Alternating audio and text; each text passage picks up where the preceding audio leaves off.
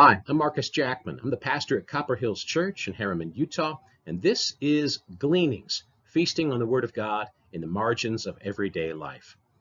Now, you've probably heard the term happy accidents by now. It was popularized, at least as far as I can tell, by the television show The Joy of Painting with Bob Ross.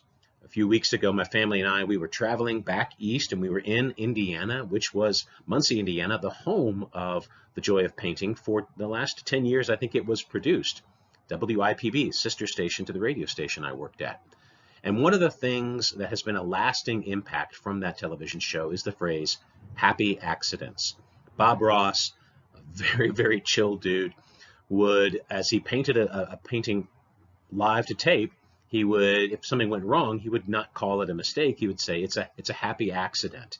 And it's become almost a meme, right?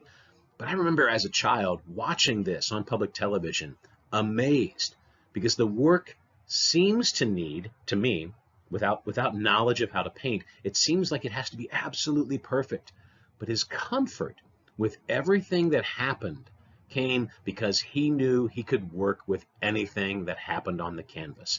Any extra paint, any brush or stroke that went a little bit awry, he knew he could be at comfort, at ease, because he was master of this canvas. And I don't care what you think about Bob Ross and whether or not it's fine art or not. That doesn't matter. The issue is he was in charge, and he knew what he could do with anything that occurred on the canvas. He wouldn't erase it or scrape it off, but he would incorporate it and make something beautiful. That made me think of Genesis chapter 50, verse 20. This is almost at the end of the book of Genesis. After Joseph's brothers had pretended he had been slain by a wild animal and sold him off into slavery after putting him down at the bottom of a well, and then he was sent to Egypt, where he rose in power, and they ended up having to come and be beggars in Egypt because there was a famine in the land of Israel. At the end of that, Joseph is talking to his brothers, and the guilt and shame and fear about what has happened is all over them. And he says, "As for you, you meant evil against me, but God meant it for good, to bring it about that many people should be kept alive as they are today." So something happened on the canvas of Joseph's life, and in a sense, it was worse than an accident. Joseph would have to be calling it a happy murderous plot or a happy kidnapping. But what happened seemed like it was leading to despair, seemed like it was leading to evil, and that was the intent of those who perpetrated it. But Joseph says, "My God is the master of this canvas. My God is the master of the canvas of my life, and it led to life, regardless of what you intended it for."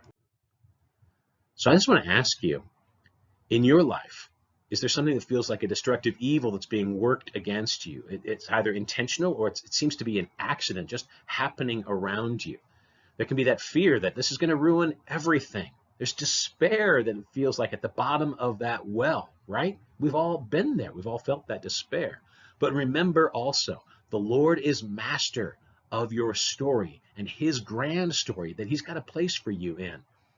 What would be different if you knew for a certain fact that the Lord your God would make something beautiful for his name through this evil or accident that's occurring to you? That doesn't mean it's going to feel immediately better. It doesn't mean that you will be raised to an apparent triumph. You might not be put in charge of all of Egypt. It's typically not how it goes for most of us. But what if you knew for a certain fact that God was working something beautiful, even through what seems like an accident or an evil worked upon you? Because we know that's what he did at the cross. At the cross, when Jesus took the guilt of our sin and shame and triumphed over it, he made something beautiful out of what was worked with every intention for evil. If he did that with his beloved Son who deserved better, how will he make something beautiful in your life out of what seems like an evil or seems like an accident? Because he is the master of your story. He is the master of all of this canvas. And he finds you and your story beautiful. And there are no accidents with him. Go in his grace and peace. Go in the hope of that today. Bless you.